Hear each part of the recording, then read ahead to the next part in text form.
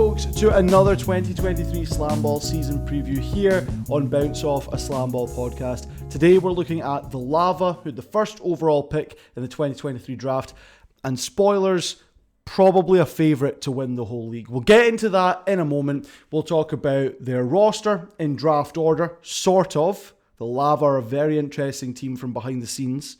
We'll look at their coaching staff. We'll look at a little bit of a history of what they bring to the game. We'll try and guess what their starting 4 and 5th man are going to be. And we're going to look at the weaknesses and the strengths of the team. All that on today's episode. Let's get right into it because my previous two have been a little bit long. First thing is first, the Lava had the first overall pick in the 2023 draft, which basically means that because it was a snake-style draft, you go 1, 2, 3, 4, 5, 6, 7, 8, and then you reverse the draft order. So you then go 8, 7, 6, 5, 4, 3, 2, 1. Okay?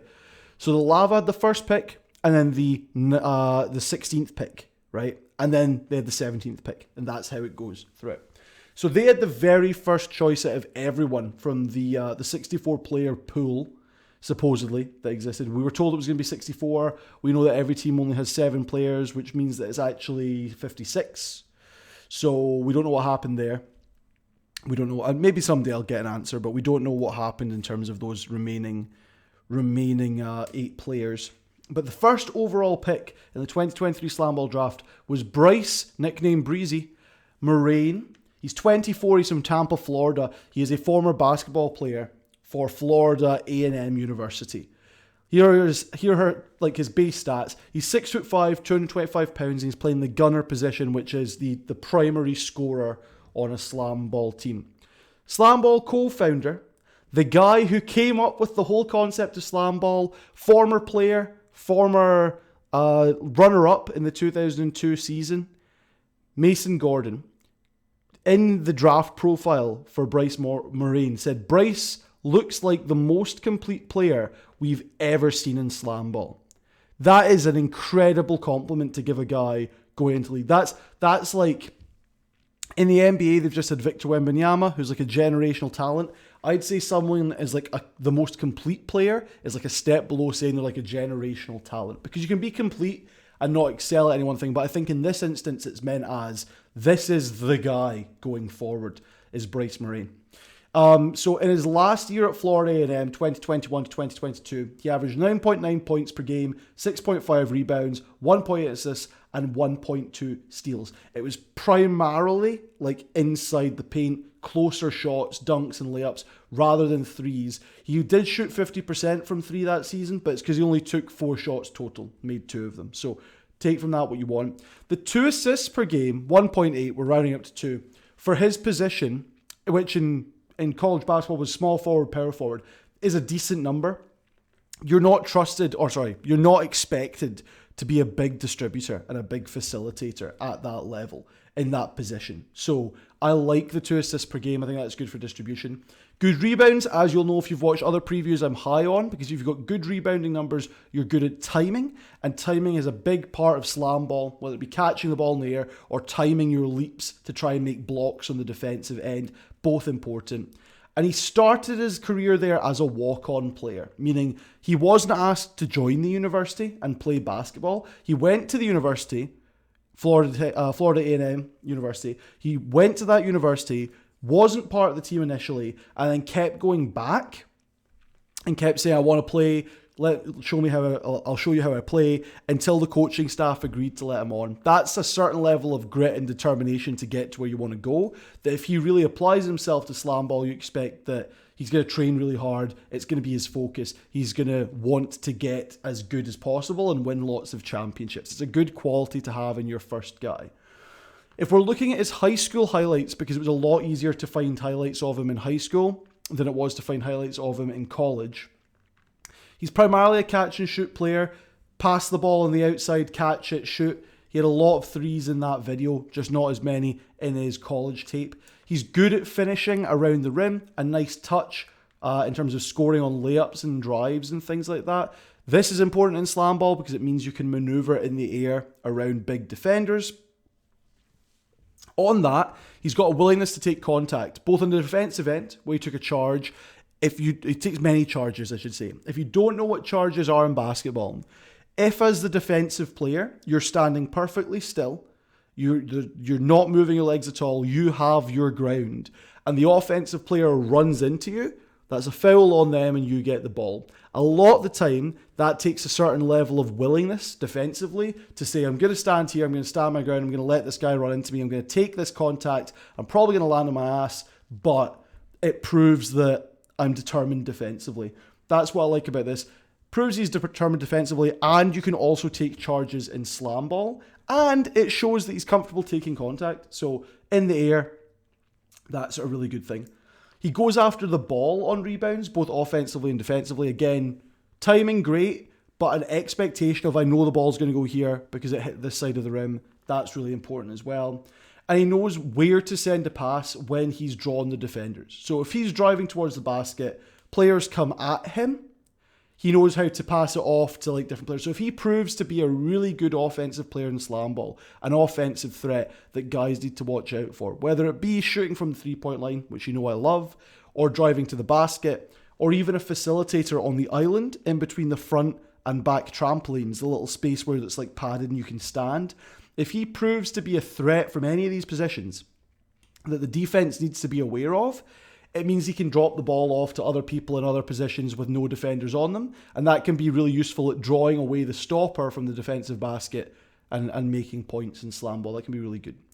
He doesn't have any details post his college career. He did compete in the 2002 Dos Equis 3-on-3 National Championship Tournament, which included some of the best student athletes, student basketball players from around the country. 3 versus 3, much faster paced game of basketball. But there's no, I can't find like stats. I can't find out how well his team did either. There's just not a lot out there for this guy. There is the college stats, which are fine. Some of them good, some of them below average potentially. But all of them like decent. So he's a good college player. I understand like where he grew up in Tampa, he was like the guy for high school basketball. So he's got a reputation in that sense. From the high school highlights, we can tell he likes to catch and shoot. We know he can finish around the rim. We know he's willing to take contact. I like those secondary 2 points, the willingness to take contact and finishing around the rim. Really good signs for a guy who's supposed to be in the air, challenging defensive stoppers. But there's not a lot outside of that. One thing he does say, before I get into that, there are some clips he's posted on his personal Instagram and that we see from like the SlamBall account and all these different things. In terms of those clips, he's got a decent handle, really good dribbling ability. I never know how significant that is in SlamBall given the full contact nature. So long as you're in front of the player, if they've started to dribble the ball, you can just take them out. But in looking back at old game footage and some highlights, it seems that within the sport, if you're able to make a quick right to left cut or left to right cut and avoid the defender coming directly at you, it gives you a lot of space. I don't know how effective it's going to be, but he certainly can make those moves. And when he gets into the trampoline, he goes high, and that's a running start, but not traveling with the ball, not running with the ball, paying attention to the rules. He's able to get really high from that point. My one concern from the clips that you do see, where it's clear that he's the person that you're keeping an eye on, is that they look like set plays that they're practicing. So it's, you're starting with the ball here, you're doing this move, the defender will kind of let you go past, you're going into the trampoline and you're trying to dunk. And if that's all we're seeing, that's like a staged play, right? That's a set, this is going to happen, this is going to happen, this is going to happen. That's the only flaw, is that we're not seeing how he does in a game situation. But still, good dribbling, good getting into the tramps. In terms of his highlights from his history, good at taking contact, good at finishing around the rim, probably going to be really effective at scoring points at the hoop in SlamBall. That's the number 1 overall pick, Bryce Moragne, 6'5", 225-pound gunner. The second round pick for the Lava isn't their second round pick, right? And I want to point that out straight away because I have a conspiracy theory, a really dumb conspiracy theory that I'd love for someone from SlamBall to tell me if I'm wrong. But B, I do think it's important to sort of pay attention to as we're looking at this team. So their second round pick technically is a guy called Faisal Shafat. if I've pronounced that incorrectly, I'm sorry. Faisal Shafat. He's not listed, because SlamBall have uploaded the complete draft order. He's not listed in their draft order. In fact, everyone that I'm going to talk about from here on out was actually one place higher. And in their last round pick, the Lava took a guy called Alex Dosh, right? He's not even listed on the SlamBall website outside of that rounds drafting system, right? So they drafted Alex Dosh in the 7th round. He's not with the team, but Faisal Shafat, who wasn't an option clearly, is in the team. Now, my conspiracy theory with this is that Faisal Shafat has been on 3, possibly 4, I can't remember right now off the top of my head, different reality TV series in the States. He's been on The Challenge, he's been on Big Brother, he's been on American Ninja Warrior, right? He is a, like, influencer seems slightly lower down than you'd consider him in terms of like the pecking order. He's a reality TV star to an extent. He is also a genuine athlete that we'll get into, possibly one of the most highly recruited athlete in this entire league right now. But I find it really interesting that he's been put on the Lava, right? Because Bryce Moragne, one thing I didn't mention about him is that he has listed on his Instagram that he's a public figure. He's a guy who's gone on to sort of focus his life on, or part of his life, on social media and on being an influencer. Faisal Shafat is a guy who is known as an entertainer, known as a celebrity in reality circles, and is again a big personality that is known. And the Lava also have guys on their team who are streetball players who have a large following on YouTube, and guys who can jump really high. And my theory is, because SlamBall executives have said in interviews, they've said that they want to find a guy this season and going forward that's the SlamBall equivalent of Conor McGregor for the UFC, right? That's their exact sort of phrasing. They want a guy who can be a big personality that drives interest in the sport and makes you want to watch. And I think beyond that, they want a team that's very, very visible to the casual viewer. And I think the Lava are intended to be this team, with Bryce Moragne as a great college prospect and high school legend from Tampa, who's already starting to make waves on social media, with Faisal Shafat or Fessy, who has done it before to the extent that his personality on these shows and his 4 different appearances on The Challenge led to him creating a GoFundMe account to try and get $1 million from all the fans who said they never wanted to see him again, right? His personality is such that people don't want him back on these shows. And so he said, if you get me $1 million, which is the prize for this show, I won't come on anymore. That's big personality right there. So that's 2 big personalities. And then a guy we'll talk about later I'm very high on, who's a streetball player, who's got a following on social media and has been at this for a while, right? I think that the Lava are being set up to be the popular team that gets a lot of highlights and gets casual viewers in. The flaw with this conspiracy theory, and the reason it's a conspiracy theory, is because what happened to Alex Dosh? Where is he gone? And why is Faisal Shafat not just been listed as the 7th round pick for the Lava? Why has he gone to their 2nd round pick? That's an interesting wrinkle in this, okay? Why are they trying to present him as a really significant player on a team that's stacked with highlight reel talent, okay? I don't know. The flaw with my argument here is that the only guy I can find who would fit the bill of being in this game, being in this league, with the name Alex Dosh, is a professional basketball player who's followed by the streetball player we'll talk about later. He has a lot of like scouting information on him because he played in Spain, but he's just posted on his Instagram story that he's got like surgery on his leg. So what could have happened is that they've selected him 7th overall. Something's happened where he said, I need to take time out and heal this.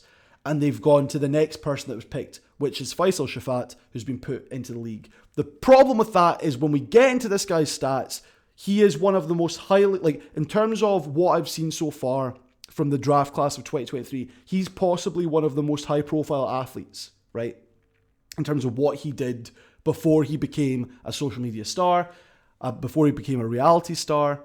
And it's very convenient that when you look at the rest of this team, how he's got here. But pushing my conspiracy theory to the side, pushing how this is weird and I'm suspicious, okay? No reason to be suspicious. I just love a good conspiracy. I keep talking about how he's maybe one of the best athletes, or at least was when he was in college, right? So he is their second gunner, right? We started with Bryce Moragne, a gunner who was 6'5" and 225 pounds, right? Here's their second gunner. If you look at all the other teams that I talk about this season, if you talk about my projected starting fours for each team, this is an insane duo of gunners because Faisal Shafat, Fessy, 31 years old from Orlando, Florida. He's 6'5" again. He's 230 pounds, 5 pounds heavier. He's their other gunner, okay? When he was in high school, he was regarded as one of Florida's top basketball recruits and he got all conference recognition, right? In 2009, when he was in high school, he was league MVP and first team all district as a junior in basketball, I believe, but he's primarily an American football player. And in 2009, in his last year in high school, he had 20 sacks, 20 tackles on the quarterback before he can get rid of the ball, which led the whole state of Florida and led to All-American honors. When he then finished his time in college, apologies, I've not noted down who he played for. He had played at the tight end position, which is responsible for carrying the ball in terms of not as often catching the ball as a wide receiver, but getting the ball and making a run with it, okay? He was top 30 in the country in recruiting at the NFL draft in 2015 for the position of tight end, right? Top 30 in that position. He'd received 2 D1 All-American awards, which meant that twice in his 4, possibly 5-year career at college, at university, twice he was put onto the team of all the best players in America in the top schools in America for the sport. And within his region of the US, he was a 3-time all-conference player, okay? In his 2014 season, his last year at college, he had 12.1 yards per catch or carry, 29.5 yards per game, and he had 5 touchdowns, 18 in his entire time at college, all of which I could see came from catches, not running the ball in, but being thrown the ball and catching. So he's got good hands in the air, which is really important for a gunner because you're catching the ball oftentimes in the air or on the move, in the trampolines, trying to make a play on the basket. He's unafraid of contact because he's used to getting tackled. But as a tight end, when you're not catching the ball, you're helping to defend the QB, defend your team's quarterback, your significant offensive player. And he's unafraid of contact in that sense as well. And if you look at his 2015 highlight video, you see that not only does he have good timing in the air to make catches, but he's also good at leaping over defenders who are coming at him, leaping over 2 at once, despite being, again, 6'5", and at current stage, 225 pounds, so a bigger guy. Interesting thing to note is that when he was at college, one of the things that was noted about him was he tore a joint. I don't know where, I'm assuming in his knee because that happens quite a lot. He tore a joint and he still received 3rd team All-American honors in one of those 2 D1 All-American awards that he got. So there's a little bit of injury history there with a bigger guy is maybe a concern, but it shows that even doing damage at some point in the season, he'd still done enough to that point that he was considered worthy of an award for his commitment to the game and how well he did. When he was getting drafted, they do what's called a combine for American sports, where you show how you do in specific categories, and that then allows them to compare you to other players in your draft class. So his 40-yard dash is a little bit below average for the tight end position. It was 9 years ago, so he might be slower now, but it was still, compared to a normal human being, really fast at 4.73 seconds to make a 40-yard dash. But it was 9 years ago at this stage. Is that, or even 8 years ago, 9 years ago, Is that a concern that he's gotten slower? Will it matter in a basketball court setting? We'll wait and see. And his vertical leaping ability was 29 inches, which is a little bit lower than what scouts look for in the NFL in that position. So not blow-away athletic stats, but again, as we've just seen, he was coming off an injury in that last season at college, which is unfortunate, but that's 9 years ago. As far as I'm aware, no major injuries since then. And he does have a history of basketball, as we've talked about. The problem with his current basketball is that looking at the highlights he's posting on social media, which isn't a huge amount, but is a reasonable amount, he's decent at dribbling, and the clips he's putting up are good three-point shooting. Something you have to bear in mind is this is rec league. This is like everyone shows up at the gym and we play. It's not super high intensity all the time. It's not super high quality talent, but it still is something to go off of. One thing I'll say is for both his basketball highlights at the rim, finishing with the basketball, and his football highlights in terms of shaking defenders with quick steps left or right, he doesn't seem to have that much finesse. It's very much power and strength, which isn't a bad thing in SlamBall. It allows him to batter through stoppers. It means that if anyone's trying to knock him off ball in the middle of the court in open play, he should be able to get them out the way. And it means if someone's just standing in front of him at the tramps, he can sort of barrel them out the road. So these are good. He's bigger than the majority of people he plays against, and that size he can use to his advantage. Put him alongside Bryce Moragne on the SlamBall court. That's two guys that are big and bruising at their position. And I think that's two guys that are potential all-stars this season. Okay. My question, back to the conspiracy theory. How is he 16th overall with these stats? How is he 16th overall? How did it go all the way down the line and back again and they were able to pick him again? Again, I think something's happened here. Maybe SlamBall will tell us. Maybe I'll find out eventually. We will wait and see. One thing I'll say to note is that, again, he's got a reputation of being someone that people find difficult to put up with on reality TV shows. From a fan perspective, maybe the people he works with love him. And when he was being drafted, he came back to the draft a couple of years later because he didn't make it into the NFL. He wasn't picked. He came back to the draft in 2018. A Twitter account called NFL Draft Diamonds, who I don't think has any credibility, but was sort of saying, here are people in this year's draft that are worth looking at. They were saying that he's someone that is a diamond in the rough, should be picked up by a team, brings a lot at the tight end position. And someone asked, why wasn't he picked originally in 2015? And they had said, coaches talked bad about him according to scouts that I've spoken to. Right? The direct quote is scouts that I've talked to. I tried to help the English language there a bit. It's just some guy. And this was before maybe Faisal went on and maybe did better in terms of that reputation. But again, maybe he didn't. Maybe his personality has continued down that path. I describe it as a big villain personality, potentially. And that's, does it matter in SlamBall? Does it rub your teammates the wrong way? Well, first round pick, first overall pick, the next king of SlamBall, Bryce Moragne, the most complete player we've ever seen. He had a quote from an interview. If your teammates don't respect you, it's going to be hard for them to trust you and it's going to be hard for you to lead. Again, conspiracy theories reading into it, but I'm trying to take people's words at face value. And if Faisal rubs his teammates the wrong way, maybe that's going to go badly for the guy he's playing alongside and the person that he's trying to win a SlamBall championship with. We'll wait and see. Those are two guys that I think could be all-stars. And taking everything I've said about my weird conspiracy theory and this potential, maybe they'll rub each other the wrong way. Highly doubt that right now. The whole team seems to be getting on really well. There's a lot of clips of the Lava guys hang out, which is nice to see. They're both amazing players. I'm excited to see them on the floor, two potential all-stars. The third round pick for the Lava, so by all accounts, well, by looking at draft order, the 16th overall pick, if you go by how their names are then listed on the team roster, he's technically the 17th pick. But regardless, either way, he's in this position. Is the starting handler.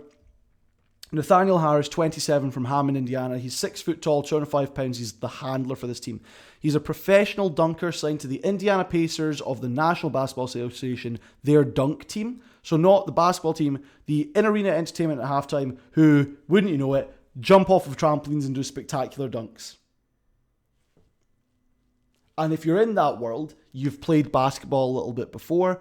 That being said, I can't find anything in terms of like a college career or a high school career or like coverage of this guy in my searching.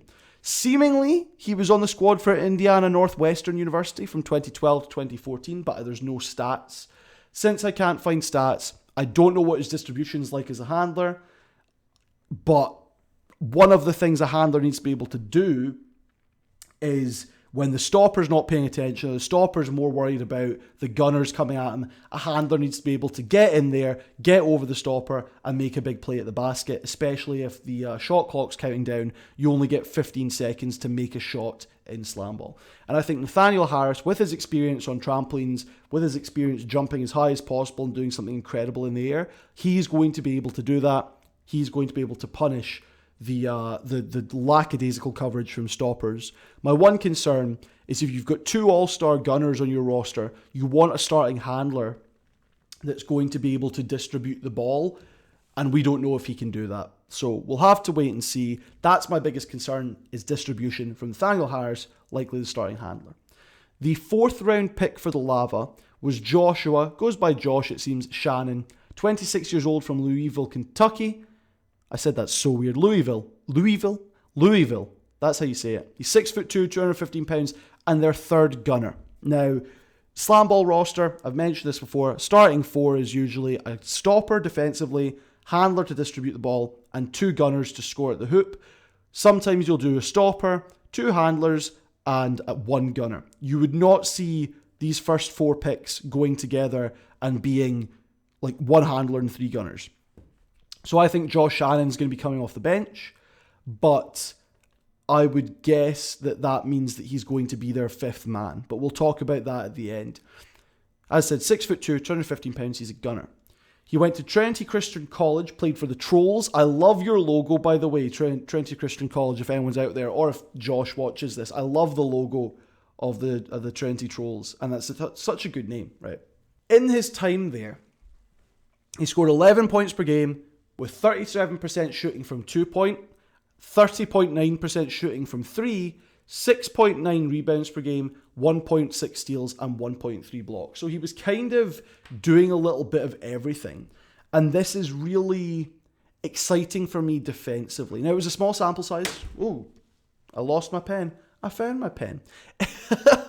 Apologies to audio listeners who have just been totally freaked out by that. It's a small sample size. 23 games, and he was basically attempting 4 3-point shots per game, right?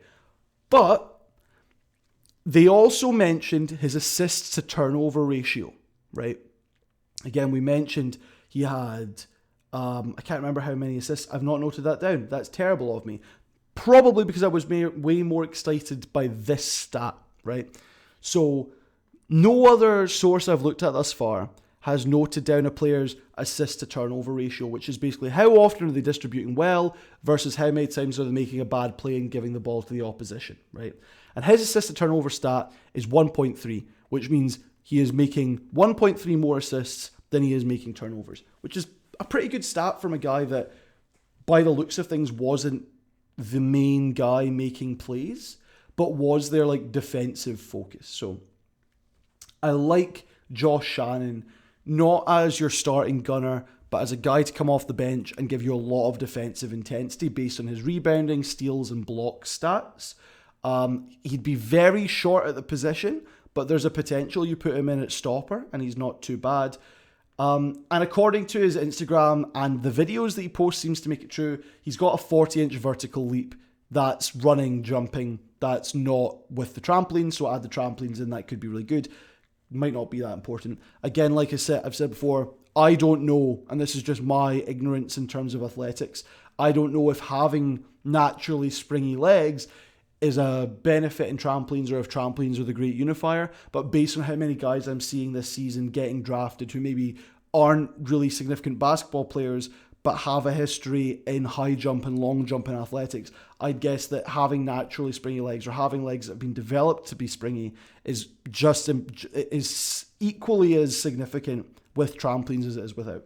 So 40-inch vertical leap for Josh Shannon might be his great equalizer coming as a reserve stopper, but this team doesn't even need it.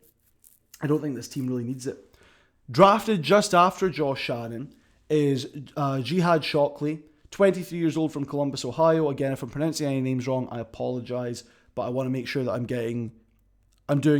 let me know if I get things wrong. 6'6", 215 pounds, their first stopper that they've drafted. Another big player, or a team that's already filled with size. No players under 6'2" yet, no players under 215 pounds. Another big dude, right? He averaged 65% from the field over 2 years playing basketball for West Virginia State. He didn't take a single three-point shot. You know, if you've listened to enough of these episodes by now, I think stoppers playing from the back, if they're going to come up and help offensively, I'd like them to have a three-point shot to be able to spread the floor. That's not what he is there for. Now, the thing is, he doesn't have great counting stats, okay? At whatever position he played in college, and apologies, I don't know. But his role seemed to heavily reduce from season 2 compared to what was in season 1 at West Virginia State. And in season 1, in the season where he was used more regularly, he only averaged 2.5 points per game, 0.1 assists, and 3.5 rebounds. These aren't great counting stats. So just based on what I'm seeing from the statistics available, I'm not that excited about him in SlamBall. He's got great size, and I think he's a great option at your reserve stopper. But the guy I'm now about to talk to that was drafted after him, I think is a better starting option. And that is professional streetball player, exciting streetball player, Greg, Mr. 4'5", Helt, right? 28 years old from Denton, Texas. Adding to the size that this team already has. No one smaller than 6'2", no one lighter than 215. He's 6'5", right? So on the same height as our starting gunners, okay? He's listed as 260 pounds, which would make him the heaviest guy in the league, but he's recently said in his Instagram story he's now under 250 pounds. Regardless, big guy, stopper player, stopper position.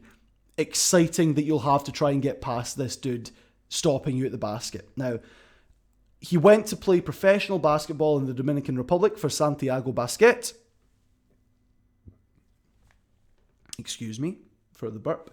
He played 5 games in 2020. He averaged 16 points per game in 30 minutes per game. He was mostly shooting 3-point shots. Now, that's going to become important in a moment. He was shooting 37% from that place on the court, from distance. He's known as a 3-point shooter. Again, Mr. 4'5", Mr. 4'5". I don't sound cool enough saying 4'5". Just makes it sound like I'm going to do a nursery rhyme like fee 4'5" fun. But Mr. 4'5", it's a gun reference, it's a shooting reference. He calls himself the best jump shooter on YouTube. This guy is known as a 3-point shooter, as a shooter from distance. What did I say about liking big guys that can shoot the basketball? Okay. On top of that, when he was playing in the Dominican Republic, they won the cup. Great for them. He had 5.3 rebounds per game and 1.3 assists per game. Rebounds, good for timing, but he is a big guy, so maybe that just comes naturally. Assists, I wish those were higher, because the second biggest thing for me from a stopper position in terms of I like size, I like shooting, I want you to be good at distributing the ball. Okay, that number is a bit small for me, but it might be fine. In terms of his defensive stats, there aren't like great like steals or block numbers out there for this guy. And watching highlights of him playing streetball, again, the caveat to that is it's street basketball. Primarily, it's all about doing flashy stuff and having fun. It's not necessarily about being a great defensive player. Okay, so take this with a pinch of salt. But his interior defense under the basket isn't great against people the same size as him. And he does not fight to get around screens. He does not put in the extra effort to stay with his guy defensively, okay? Does that matter in SlamBall when your job as the stopper is to be under the basket so you can jump into the trampoline to go straight up and get a block. It maybe doesn't, especially at his size, especially where he's going to be on the court in SlamBall. Maybe that doesn't matter, that he's not necessarily a great basketball defender. Now, with the assists thing, he tried out for the Big Three in 2022, so last year. The Big Three, if you don't know, is Ice Cube the rapper, the rapper, his basketball league, which takes people like Greg Helt, people like Mr. 45, Streetball stars, and also professional basketball players from overseas, and former NBA players who are maybe past their time playing in the NBA, and putting them in 3-on-3 half-court basketball. Okay. Helt tried out for that in 2022. He did not make the league roster at that time, but there's a note from his combine tryout that I want to mention because I think it's an indicator of what he can do, even if he's not. The stats don't say he can make a good pass.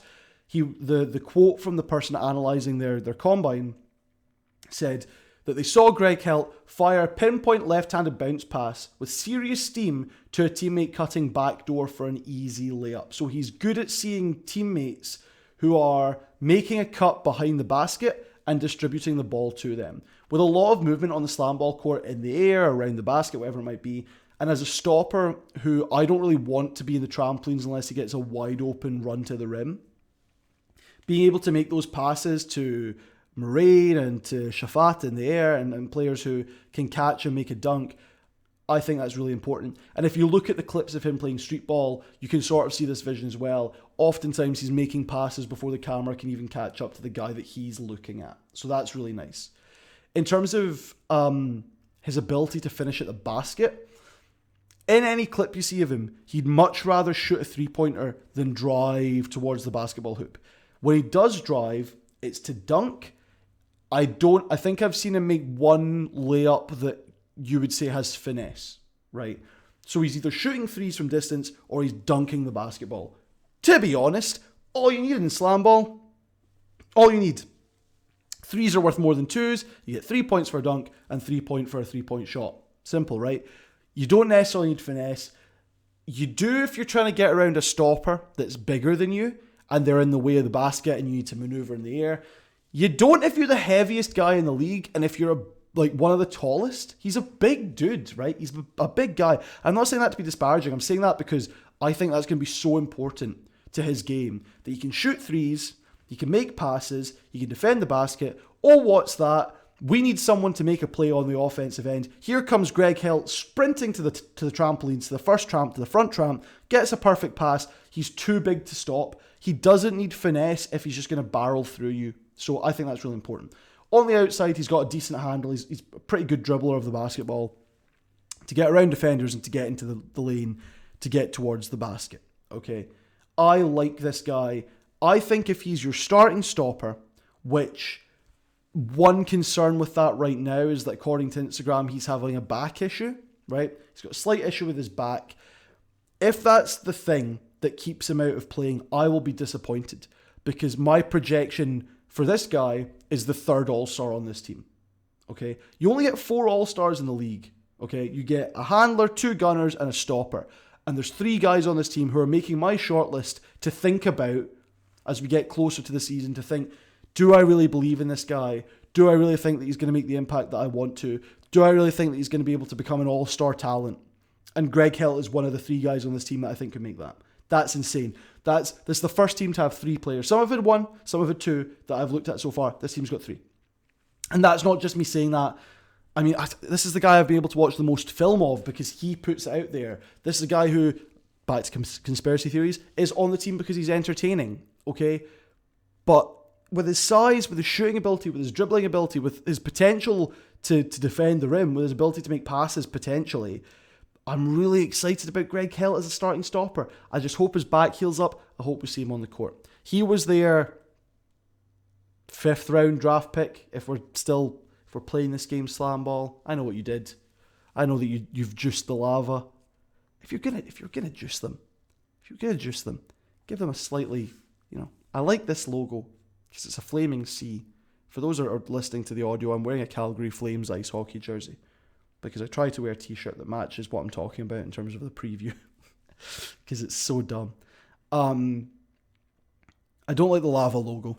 There, I said it. I'm very sorry. But if you wanted to make a team of social media influencers and social media stars, give them a better jersey logo. Give them a better logo to put on the jersey. I'm sorry.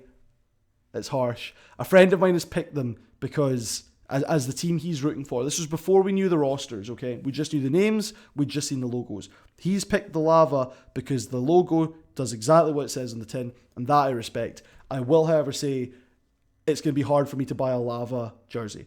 Griffin's jersey? Maybe. Rumble jersey? Probably. Jersey for the Wrath? Maybe. Might struggle to buy a lava jersey even if I really like Greg Hell. But we'll see. We'll see how everyone plays. We've got one last guy on their draft, their 6th, 7th round pick. Paxton Henry, 24, from Prescott, Arizona. And I apologize to Paxton if he ever listens to this. He is the definite weak point on this lava roster who I can see being championship contenders, okay? And maybe it's not fair on him, but let's just go through what I've seen. So he's 5'11", so he's instantly 3 inches shorter than anyone else on the team. He's 200 pounds. He's a handler, okay? He played high school basketball, and in recent years, in last season, he played for the Scottsdale Titans in the American Basketball Association. And from the only clips I can see, because there's no stats available, I don't like him at handler, okay? I don't like him at the guy that's being trusted to pass the basketball, because he made poor decisions in the clips I can see. He seems slightly lost when he's playing on the defensive end about what he's communicating with his teammates. And when he's defending, he's not great at that. Kind of lackluster, okay? His lateral quickness to get in the path of the defender leaves a lot to be desired. I'm not excited about him from a basketball standpoint, okay? That's harsh, right? Harsh from a guy that would drop 35 points on me in his sleep. And that's something I think I need to point out more often in these episodes, is that I am not coming at this from like, I'm this great basketball star myself. At best, in my entire time playing basketball, I've averaged 2 points per game. But I can set a hell of a screen, and I'll do anything you need from me on the defensive end, okay? But that being said, looking at the overall league picture, Paxton Henry is the weak point for the Lava. Now, he's 7th on the roster, okay? He's not coming in for many games. But when he does come in, here is why he's on this team. And this goes back to, this is a team made for highlight reels. This is a team made for TikToks. This is a team made for the casual fan. Paxton Henry, 5'11", 200 pounds, is a former track and field star in triple and long jumps, where he set personal records at the World Athletics Conference Championships in his last year at college. Okay? This guy is a jumper, and he does have spring for legs, right? The speed at which he is able to go from floor to rim is incredible, and if he gets an open lane to the hoop, this is not on trampolines, this is just in real life. On real life. SlamBall's real life, damn it. This is just in like a basketball setting. If he does get room to run at the rim, scary with how high and how fast he can get up. On top of that, a highlight that you see from him uploading clips to his own Instagram. So this is not in a game situation, okay? This is in a casual play. He's shown an ability to what's called splitting defenders, getting between two defenders closing in on him by throwing the ball ahead and jumping between them to get the ball. Now, what that does is it immediately gets you past two guys and closer to the rim, but it also means you're running into the ball, which allows him to get up again with speed. Think about what that does in the SlamBall court, where oftentimes we see that an offensive player only needs to get into the top tramp and leap at defenders, and they're in their throat, they're at the hoop. If he does get closed in on, as perhaps a weakness of his is distributing or being the handler, if he splits the defense and gets 2 steps, gathers the ball into the trampoline, that's going to be an insane dunk. That's going to be insane. This guy is made to be a highlight machine. He's the weak point on this team. I think he's weak defensively. I think he's weak as a handler in terms of distributing the ball. I think he's possibly weak in terms of scoring the ball with anything other than dunks. But dunks are worth 3 points, and this guy is going to get some great passes from the other players on the team, hopefully. Okay, this guy's going to be a highlight reel, and he's going to be great in post-game interviews because his fashion sense is immaculate. That's what I'll say about you, Paxton Henry, okay? That is the team for the Lava, the 2023 Lava team. Their head coach is a guy called Josh Carlson. If you watch the games from the 2016 SlamBall League in China, Josh Carlson might be one of my favorite players. He's played in SlamBall in 2002, 2003, 2007, 2008 for the Bouncers, and then he played for the Slashers in 2012 and 2016 in the China games, right? In the matches that they played in China and the tournaments there. In those later years and throughout his career, he's a gritty player that's going to do like whatever on the SlamBall court. You know, he's going to go for rebounds if his team needs it. He's going to dive on loose balls. He's played the handler position. He's going to make passes, but he's also like fine at dunking over guys, okay? He has a lot that he can teach players who maybe don't start off amazing at the sport. He's the kind of guy that I want to teach Paxton Hendry. Here's how you go after the loose ball. Here's how you make yourself a success on this team, even if you don't have these fundamentals, okay? The thing about his career in SlamBall, those many years he's played the sport, as a player, Josh Carlson has never won a title. And now, conspiracy theory, he's on the team that's primed to win it, potentially. He's going to be hungry for one from a coaching standpoint. His players will hopefully be hungry to get one because it's the first time it's back in the States, and that'll be a big deal. But ain't that funny? Ain't that funny? And they're making a documentary to go along with the season. Ain't that funny? What, that would be interesting, wouldn't it? Josh Carlson. Oh, I've never won a title as a player. Maybe this is my chance as a coach. Oh, look at that. I've got some really great athletes and social media stars and influencers and YouTubers on my team who are big and can shoot the basketball. Interesting. His assistant coach is Dion Bailey. He played on the Bouncers in 2002 and 2003. Was a good player. I don't have a lot to add to that, but I think that's like good to have another teammate of Josh Carlson from back in the day who can also talk to the players about what it means to be a SlamBall player. That's the coaching staff. Projected starting team. This will not come as a surprise given what I've just mentioned in terms of like going through the rosters. I think your starting stopper is Greg Helt based on draft order, and given that back injury, by all rights it maybe should be Jihad Shockley, but I'm way more interested in Helt. I'm way more interested in what he brings from a size and shooting and dribbling point of view and maybe assists, right? I'm way more interested in him because I've had more film to see. So I would think Greg Helt is your starter if he can get over that back injury. Nathaniel Harris is an obvious choice, being your third round pick at handler. I think that makes a lot of sense to be the guy that we've picked you. You're still very big. You add to the size in this team at 6'2". You can be a starting handler. You can distribute the ball. Who's he distributing the ball to? Two other potential all-stars. We've got Hill as stopper. We've got Bryce Moragne. And we've got Faisal Shafat at your gunner positions, right? Nathaniel Harris just has to fling it. There goes my pen. I've realized again this is an audio format as well as on YouTube. So just throw the ball up there and you've got two super big guys who by all accounts are super athletic as well. They're just going to grab it and throw it in. So Nathaniel Harris, and then obviously Bryce Moragne, Faisal Shafat.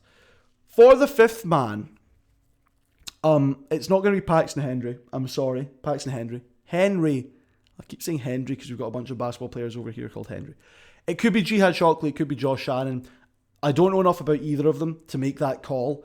It'll totally depend on what Coach Carlson and the team need in terms of will they need a replacement gunner or will they want a replacement stopper. I can expect that if Helt's back injury stays the way it is, it might be that Shockley starts and Helt's the fifth man. But we've got a couple weeks. You know, as I record this, it's the 4th. As it goes out, it's the 5th, which means we're 16 days away from the bounce off of the season. I hope that he gets healthy and that the team looks great. Now, the final part of this podcast, weaknesses and strengths of the team. Normally there's 3. I've only got, and this is going to sound really strange given what I've just said about them, but given how glowingly I've spoken, we'll get to it. I've only got 2 strengths, but we will talk about that, okay? weaknesses. Their ability to keep up with smaller offensive players on the defense, right? They seem quick with their size, but getting back on defense in most sports is hard. It's even harder in SlamBall when you need to be going straight up vertically to make a block at the rim. And having big guys, typically the disadvantage of size is speed. So I'm putting that down there as a potential weakness defensively. Transition defense might be a struggle. There are no pure point guards, there are no quarterbacks, there are no guys who are known for being distributors on this team, which means that distribution might be bad at getting the ball to the players where they need the ball, right? We don't know really what Harris can do, what Nathaniel Harris can do. Hopefully he's good. We don't know at all what Paxley can do, okay? I've been calling him Paxton. I write Paxley. My goodness. Do you ever watch these things and think, does Sam even know what he's talking about? Probably not, but we'll get there together, right? That's the beauty of the return of SlamBall. You get people like me who are trying to make a name for themselves in this beautiful sport. Paxton, right? We don't know what Paxton can bring necessarily as a distributor. Same we have the same issue with Nathaniel Harris, but we'll have to wait and see. In terms of their three-point shooting, right? Hill is very good. Nathaniel Harris might be good. Outside of those two, there's just not enough statistical data to say. And it's a fast-paced game where a lot of subs happen very quickly. And even though 2 guys out of 4 on the floor would be nice for spreading it, you just don't know, especially if people are coming in and out. Bryce Moragne, maybe. Again, in high school, he was a catch-and-shoot guy. But I don't know. You just don't know. You just don't know. That's kind of the big thing that I've got to go on out of this. All right. Our last weakness. So that was the 3 weaknesses. We've said the 3 weaknesses. We talk about the 2 strengths. Usually 3 strengths. I've only got 2, but there are 2 really big ones. Right. Depth. It seems like everyone on this team will be able to contribute on the offensive end. Whether they can or not defensively, we'll find out. Every single player on this team, all 7 of them, even Paxton, right? Even Paxton Henry, who I've said is maybe a weak point on this team, he's still going to be able to contribute with big dunks, right? That's a lot of firepower in your 7-man rotation. That's a lot of depth, right?